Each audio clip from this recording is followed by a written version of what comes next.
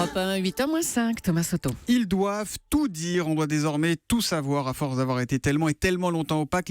Les politiques sont obligés de tout mettre sur la table désormais, c'est ce qu'on appelle la transparence. Bonjour Danny Cohn-Bendit. Bonjour Thomas. Alors il y a les revenus présumés du banquier Macron, la fortune Le Pen, la femme de Hamon, les emplois du couple Fillon. Pour le coup, les politiques deviennent tous présumés coupables avec cette histoire de transparence, non ?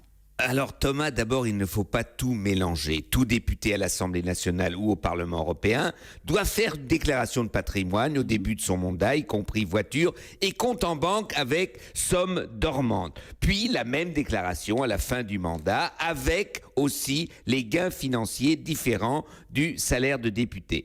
Les emplois de la femme de François Fillon n'ont rien à voir là-dedans.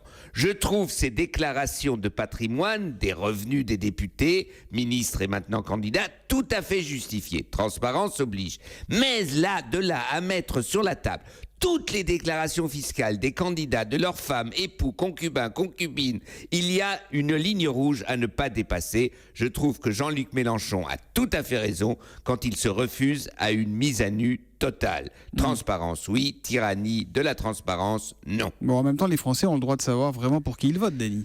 De savoir quoi ?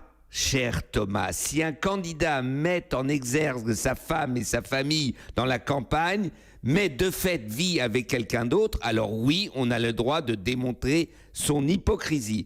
Mais quand un grand quotidien du soir relatant les déclarations patrimoniales d'Emmanuel Macron se demande si le candidat doit justifier les dépenses qu'il a faites parce qu'il y a une différence entre son patrimoine et ce qu'il a gagné, ce cas-là va trop loin. Quel cadeau aux 7 petits-enfants de sa femme, quel cadeau il a fait à je ne sais qui, etc. Non, je le répète, il y a une chose très simple, les candidats sont les candidats et point barre, les femmes n'ont rien à voir là-dedans. Bon, quelle est la bonne solution ? Où se trouve le juste milieu pour contenter tout le monde et rester à peu près non hystérique, on va dire ? Je trouve qu'il faudrait une commission de sages, tout simplement, qui vérifie les déclarations des candidats, surtout à la présidentielle, et donne son avis et publie ses conclusions sur un site internet que tous les citoyens, y compris donc tous les journalistes, donc peuvent consulter. Donc il faut maintenant simplifier et donner une certaine logique aux informations.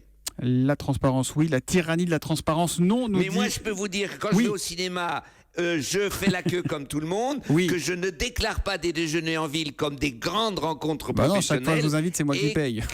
Et que je prends le métro.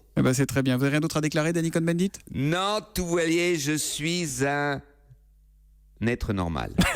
L'humeur de Danny qui revient demain à 8h-10. À demain, Danny. À demain, Thomas. Ciao, ciao.